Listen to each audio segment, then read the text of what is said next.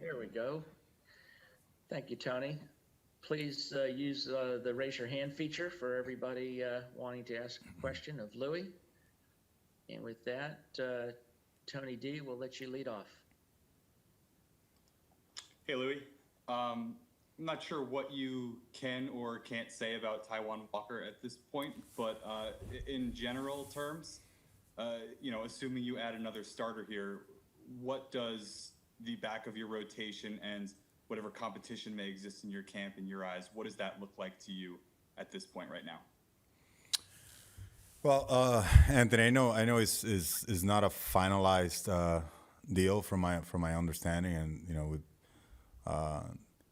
but I can say about Taiwan, just looking at the history and his season last year, everything that he can bring to a team is pretty outstanding. I mean, you talk about talent plus experience, and around the league and players that been in the same clubhouse with him. We heard about some leadership in there as well, that feature. So I think it can be a great addition. It's a guy that can definitely help a rotation, like you say, and then it can be a great asset. I mean, that's when we talk about having a deep rotation. He can always be a great piece for any rotation.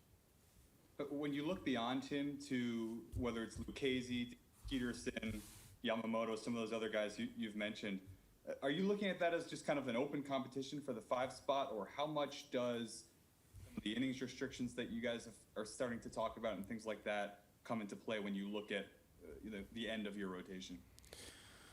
Well, right now we're looking at the board with all the starters that we have in camp, and we just want to see them competing out there, not mentioning one spot or the other. We just want to see them go out there, compete, feature the stuff, be a pitcher, control running game, do all the different things that we want to get better at this year. So that's what we're doing. That's how we're approaching our rotation this spring to make the decisions when that time comes. So it feels good that we have some good depth, guys that have experience at the major league level, in the recent years, and that have been successful too. So, we feel pretty good with what we have in camp for when it comes down to starting pitchers. Thank you. Tim Healy, you're up next. Hey, Luis. On that topic, and I know you touched on it yesterday, but when it comes to innings limits or workload management, things like that, how much of that do you guys discuss in depth this time of year versus just taking it as it comes over the course of the season? Well, we haven't talked about the innings limit yet. We haven't really had that conversation. I think I mentioned yesterday, like you say, that Jeremy Hefner knows a lot about arm care and different things, and along with our performance staff, they had discussions like this. Those discussions can still evolve more as the guys ramp up now in camp, and the feedback that we're getting on how strong they are and how they feel. Like I said yesterday, this is a little different this year just because I think guys with having the experience from Camp 2.0 and, going through the pandemic, finding a way to stay in shape and having that quick ramp up, they didn't want to get surprised again, and now they had a lot more time. So they came at a higher level when you talk about being ready. So we're gonna go for that because it's almost as saying like they're a step ahead than any other spring training that we've seen before. So once we get to a certain point, we should find out about those if there's any inning limit or how the usage is going to be or what type of rotation we're going to have, if it's a 5 or a 6 or guys in the bullpen or overall pitcher in the roster, like things like that. But we still got to get there. Right now, it really looks good. That I can share. Like third day of bullpens, those arms look. I'm telling you, we've had some great reads there that are usually not like that at this point. So they're showing up really in really good shape. Thank you. Disha Thozar, your line is open.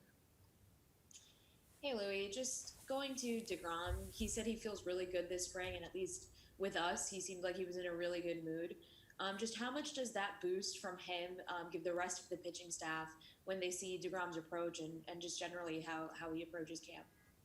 Yeah, Disha, he's like every guy in camp, like they all have like a big smile.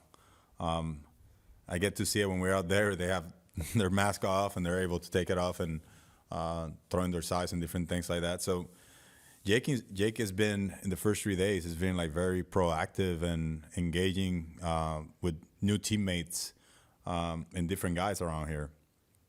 One of his closest friends is not around anymore, and I think when one of them thought of it, it's like, okay, how's Jay's gonna be, without Steven around and all that. So, Jake is with the rest of his teammates just being how he is, and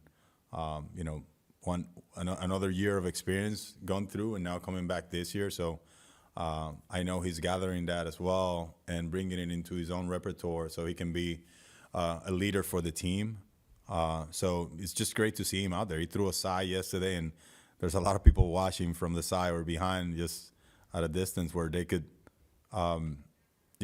experience his delivery and how he goes about his business. So, he guys looking up to him, I think, is just a great thing. Like Jake is always going to be a guy that is going to make people better around him too, because they see that he just finds a way to get stronger, get better. And I saw him as a youngster back in 2012 for the first time, and you talk about youngster 93, 96.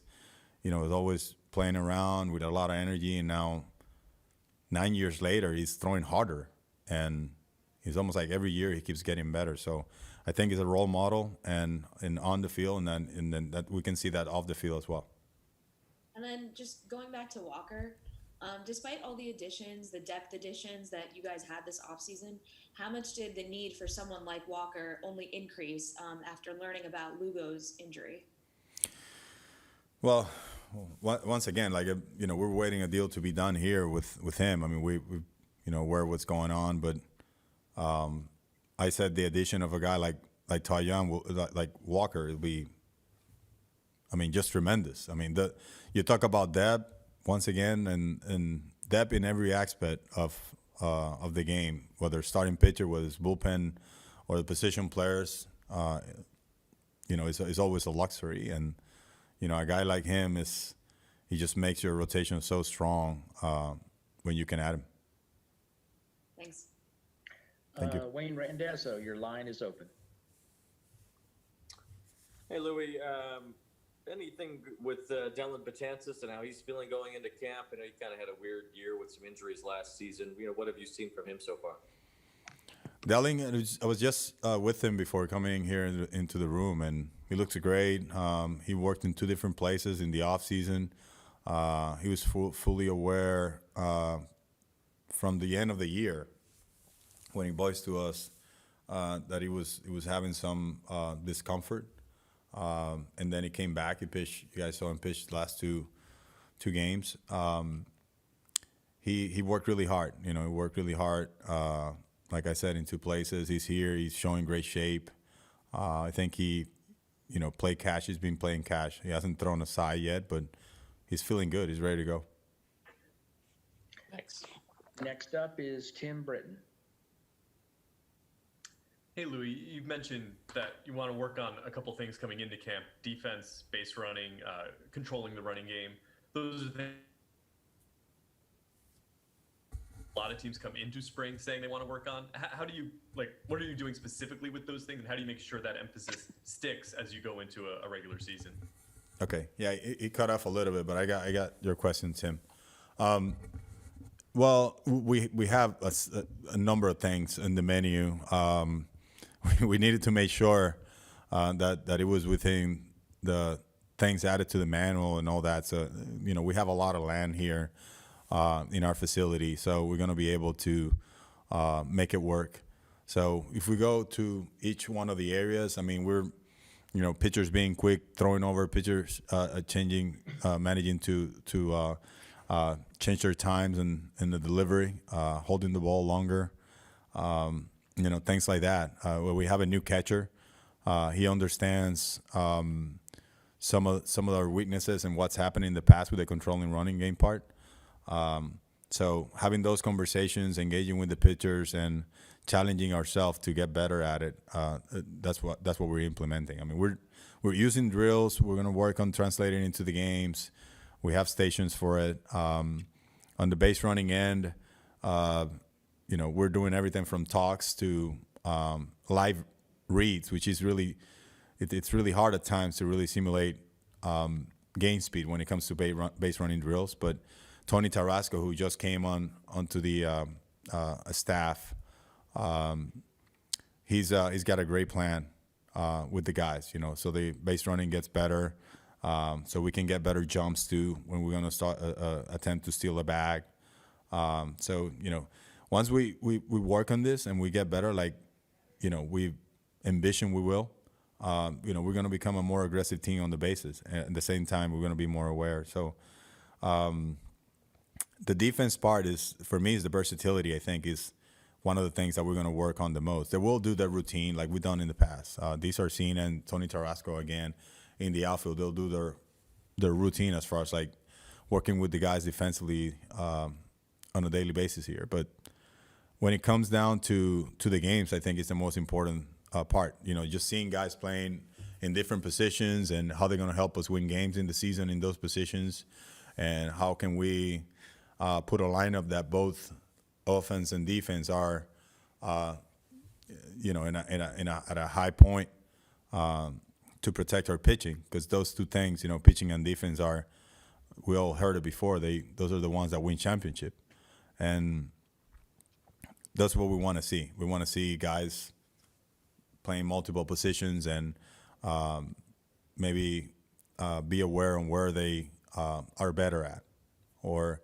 if at some point in the game where we need to make a move because we have to do it, maybe an offensive some substitution, somebody can land in another position. So that versatility from a defensive standpoint is going to help us give us an idea for the game strategy, lineup build, and all that. So, I mean, I don't know if I expanded enough there, but you got me talking about those areas that I thought a lot about in the offseason, and we're really looking forward to work on here starting on the 22nd. No, thank you. Andy Martino, you're up next. Hi, Louis. I know you can't obviously confirm the Walker signing, but just one more question on him. But prior to there being possibly an agreement, I know he threw for some Mets people. I was wondering if you were there. I'm not sure exactly where it was, if you saw it, but if you didn't see him throw, what you may have heard about where he's at, where his stuff's at, and how he looks. Hey, Andy. If you were to sign him. Hey, Andy. Well, in the offseason, we're most of the time I was home. So, we're all myself. I mean, not because I was told to, but I look at different guys. I look at videos and, just guys that are in the free agency, and it's not that I have, much to do with those decisions, but I do it just to learn guys and kind of be ahead if something happens at some point. And, I saw a few videos of Taiwan Walker, and, stuff looked good. About feedback on Velo and stuff, or that reads that we can talk about, there's not much I can say. But I did see what we saw a little bit of last year in highlights, or where we were advancing the Blue Jays when we went to play them in Buffalo. So, stuff looks good. Fastball firm. Again, I think he's working in Arizona. I did hear some guys that work out there were working out in the same facility, and I also heard some reports there that he was throwing firm. So that's as much as I can share honestly that I've heard in the offseason. But if he goes down, if it's a done deal, and then like I said, it's it'll be great to have a guy like Walker, in a rotation. He turns a rotation into a deep rotation. Thanks, Louis. Justin Castano, your line is open. Hey, Louis, given that a lot of teams this winter either cut payroll or didn't add much, what was going through your mind as you were the manager of a team that was aggressive in trying to improve? Well, I was staying in my toes. I just told Justin. I just told Andy like some of the exercise I was doing. I was just looking at guys everywhere and reading, looking at our guys and thinking of things that will help to get us better.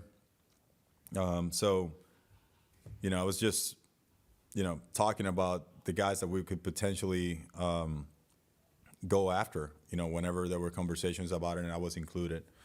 So, it was exciting, exciting, a lot of writing, a lot of, I'm going to say, planning, when there were some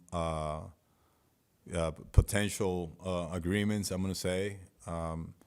But it was definitely exciting. I mean, our front office, they were very active in the offseason, and they did an amazing job, just creating more depth in all areas. Trevor May early, and we got Lucchese, Cookie Carrasco, in the Lindor trade, and all those late signings that we had as well, including Pilar, Mora, BR. So there's a lot of depth and versatility, guys that can bring offense, the pitching. So it's been exciting. A lot of studying to learn them before we get here, and and it's getting even more exciting that we're getting close to the 22nd when the whole team is going to be here on the field. And getting back to kind of your answer to Tim's question about the defense, could you be a little more specific about what Tony saw in the outfield defense and what you guys discussed as maybe like the ways you could actually improve that based on what he saw from last year's team as you guys were looking back? Well, one of the things we talked about is positioning, Justin. Like we want to get better there. We've expanded our R&D department, and we've talked about using potentially new formulas that we haven't used in the past to position better and be more effective to catch some balls or minimize some damage. And we've also talked about the specifics of our own guys. Michael Conforto, what type of year he had in right. How much he had to do with positioning. Same with Nemo. How was he in center, and we talk about the guys that are also versatile in our roster. McNeil playing left, Dom is left field play. So even JD, he's a left field play because he's got experience there. So we've had different talks about that and things that we've seen in the past, because I happened to be the outfield coach in 2019, so I've worked a little bit with some of them, and I passed some of the things that I've picked up myself. I know he's got a great experience as an outfield coach, outfield coordinator with different organizations, and he's got the plan there, and he's already engaged with the guys, and he's gonna get it going as soon as they get here. Thank you. Eddie Coleman, your line is open.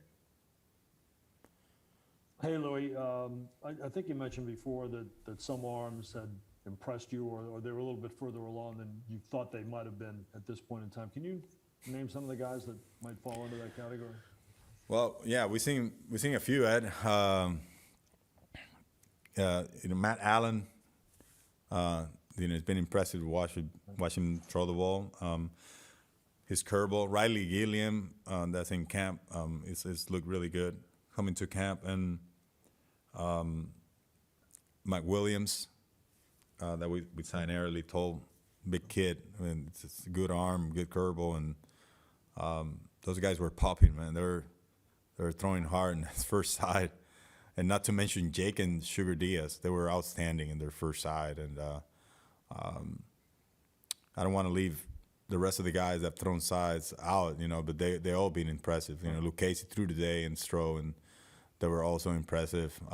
It's nice to see Lucchese the first time, seeing that pitch. I mean, from up close, that change up curveball mix, and the funkiness that he has. So, it's been nice to see the guys throwing out there. And you know, I'm leaving some names out, but it's been impressive. I've just basically been on the sides more than any other station since we started camp 3 days ago. So it's been fun. Thanks. Anthony DeComo, your line is open.